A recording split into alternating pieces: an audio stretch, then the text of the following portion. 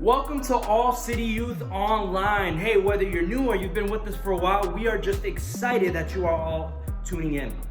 In a second, we're about to transition into a time of worship, but before we do, I just got to give you the rundown. We are having youth group tonight, but it's going to look a little bit different. As you guys know, last week, me and Pastor Juana tied the knot, so we haven't had time to really give a message to you guys. But the video that we're going to play for our message, I truly believe is still a message that God wants to speak to you guys tonight. So only because it's not us does not mean you guys should not listen. Please listen and engage. And not only that, as we're transitioning into this time of worship, I need y'all to get the blankets out of you, to get up from your couches, get up from your beds, and to let this be a time where you really give everything to God. Don't just stay there and watch, but really take these moments and give your anxieties to God. If your brother and sister have been annoying you like crazy this week, give that to God. If you've been feeling lonely or depressed, give that to God. If you've been fine, give that to God. If you've been bored, give it to God. But this moment is for God from us. Don't just stand there, but be fully engaged. All right, let's get it. Hey everyone, we're gonna go into time of worship, so stand up on your feet and join us as we sing.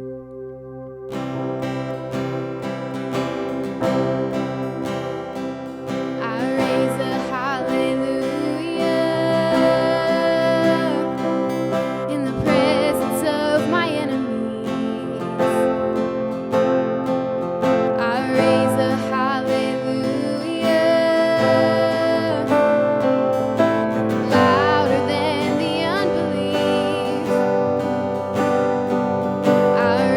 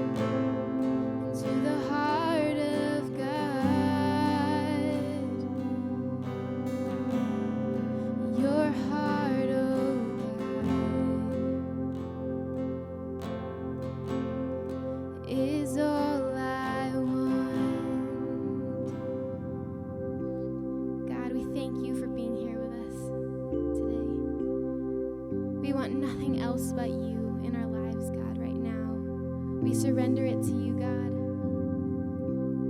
God, during the service, I pray that you would open up our hearts and our minds to hear what you have to say, to be able to receive it and to apply it to our lives. We love you and we praise you. In your name I pray, amen.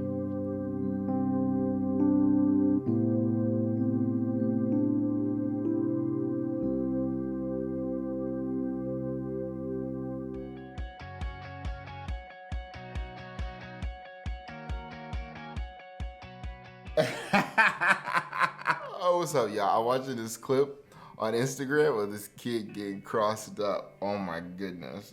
Oh my goodness. Oh man, and then he get crossed up, he goes from the left and the right. Let's watch it again. Wow. This is funny. It's hilarious, bro. Crazy video, right? Yeah. But did you see Big Bird in the back playing 2 guitars? Yeah, he was right there. You didn't even see it. You know why you didn't see it? Because you were not paying attention. Happens to me all the time. Sometimes I cannot tell where my keys are at. Mama! Mama, where my keys at? Mama! Mama, where my keys at? You holding them in your hand. Oh. Also, I hate how into myself I am. You know, I live in my neighborhood and I'm never even thinking about the homeless people around me. I live in LA. Homeless people are everywhere and I just glide past them like I'm in my own iPhone commercial.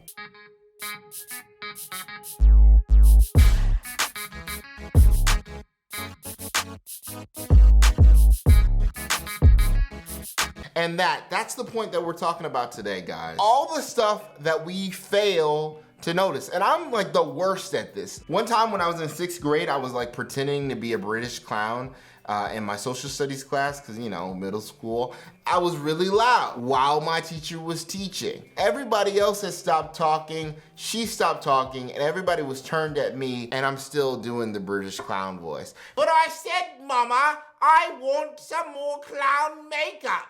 I don't know, it was awkward, it was weird, it was the mid-90s, who cares? Another time I was at homecoming and this girl started dancing on this guy, and all the other boys started taking pictures, and I didn't stop them. Then Monday morning comes along and all the pictures are posted on the lockers all around school. The guilt river ran heavy that day because I didn't do anything to stop them when I could have. What would happen if we like took our eyes off ourselves for just like a second to see that other people have needs? Because other people have needs like for real. Like for real. I bet you there's a guy in one of your classes that you think, wow, he's got everything together. Truth is, his life is falling apart. His parents are getting a divorce. It's a hot mess. Inside and out. Or maybe there's a super quiet girl that you see at lunch every day that sits alone and you think hates people, but truthfully, she actually would love it if you came up and said hi to her, because you know, she's lonely. Or maybe there's a group of kids that you know that are always like super positive and outgoing. It seems like they're always getting like super amazingly good grades. Oh my gosh, I'm so excited that we have a geometry quiz today. Didn't you study over the weekend? I had so much fun studying for this algebra test as well. It's gonna be a lot of fun. But inside, they're actually anxious and terrified that somebody's gonna find out one day how anxious and scared and lonely they actually are. Real people, real problems. You and I fail to notice all the time.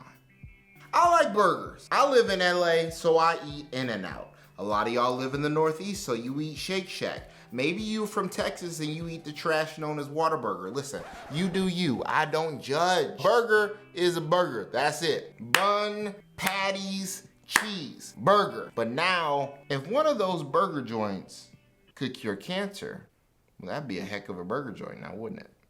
I bring that up to say, listen, Jesus wasn't the only religious teacher of his day. There were lots of religious teachers. The difference is, he healed and cared about those in need and taught his disciples to do the same. To take care of the sick, the lonely, the oppressed. Give me that scripture though. Jesus feeds the 5,000. The apostles returned to Jesus and told him all that they had done and taught. And he said to them, come away by yourselves to a desolate place and rest for a while. For many were coming and going, and they had no leisure to even eat. And they went away in a boat to a desolate place by themselves. See, Jesus sent his disciples out on a short-term mission trip. They went out on foot and went wherever God told them to go and wherever they were accepted. When they got back, the disciples told Jesus everything that had happened and all that they had done. It was a busy and exhausting trip for all of them. Jesus meets the needs of his disciples and goes with them to get away. People find out. So in verse 33 and 34, now many saw them going and recognized them, and they ran there on foot from all the towns and got there ahead of them. When he went ashore, he saw a great crowd, and he had compassion on them, because they were like sheep without a shepherd. And he began to teach them many things. So they're on their way to go get some rest, and Jesus meets the needs of the crowd that is following them. That's the example that we're meant to follow. In verse 35 through 37, and when it grew late, his disciples came to him and said, this is a desolate place, and the hour is now late. Send them away to go into the surrounding countryside and villages and buy themselves something to eat. But he answered them, you give them something to eat. And he said to them, shall we go and buy 200 denarii worth of bread and give it to them to eat?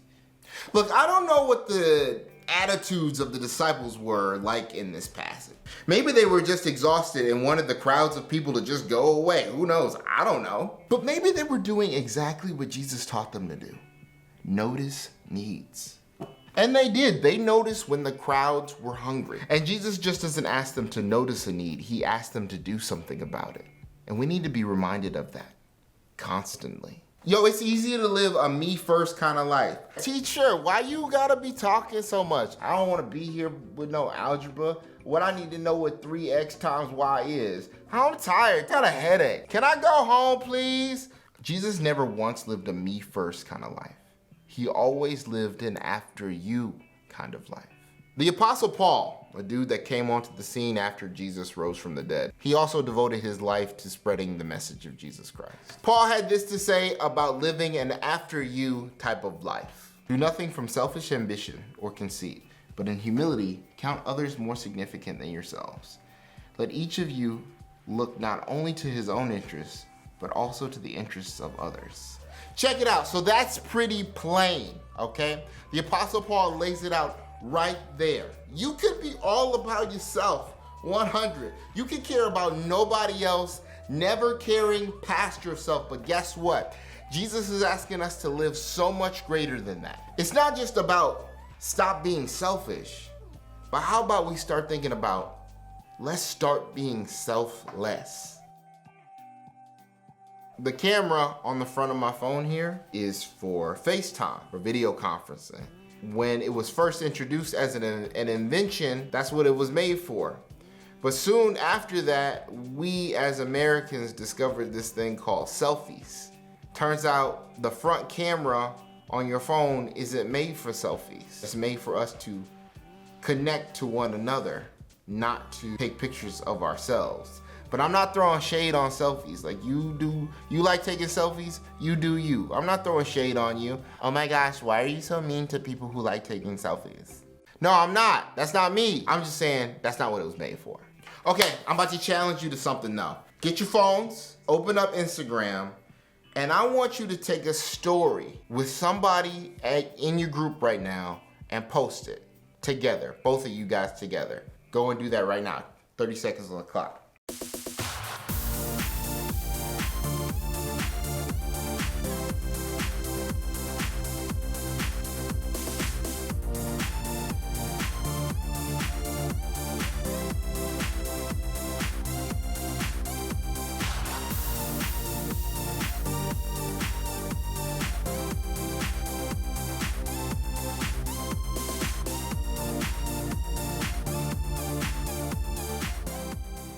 Hope you had fun with that. It was only 30 seconds. I know that could be kind of tough, but you know, if you didn't get it, try to do some more after this video. 3 takeaways. Write this down. Easy ways that you can start to live selflessly and notice other people's needs. Number 1, look. Look up from your phone or whatever distracts you from noticing the needs of other people. When you're in a position to be around other people, whether that's physically or digitally, notice them. Affirm their existence. Notice them in the hallways. Notice them at lunch. Notice them on Instagram. Notice them and affirm them. That's one of the biggest needs that we have as human beings, that someone would just notice and validate our existence. Hey, you look really nice today. I really like your shoes. I really like your hair. And notice them as God has noticed them. Number 2, discover. Ask them questions and then really listen to the answer. Think about what life must be like to be them. Think about what needs they haven't expressed that they must be having. Number 3, do. Once you've truly seen someone and discovered their needs, then do something about them. That's what Jesus is calling us to do, to not just see needs, but do something about them. Listen, guys, I'm hoping as you think about these things and go through these things, you start to look a little bit more like Jesus. His life was all about living a generous, compassionate, selfless, after you type of life. And if you're willing to live an after you type of life, not only are you gonna see the lives of people around you change, but your life will change as well.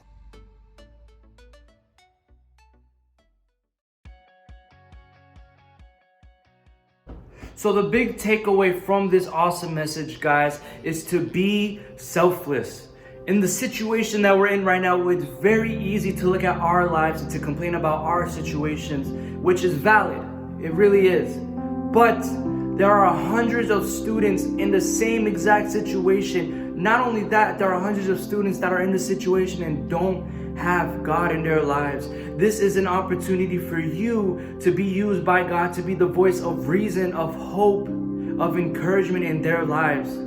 So we're gonna take this couple minutes that we have right now and we're gonna pray to God. And I wanna encourage you guys to do one thing. Think of 5 people right now in your schools that you can be praying for, communicating with, and listening to. 5 people from your school that you believe need to have hope in their lives, need to have community in their lives. 5 people that you believe God will use you to help encourage them.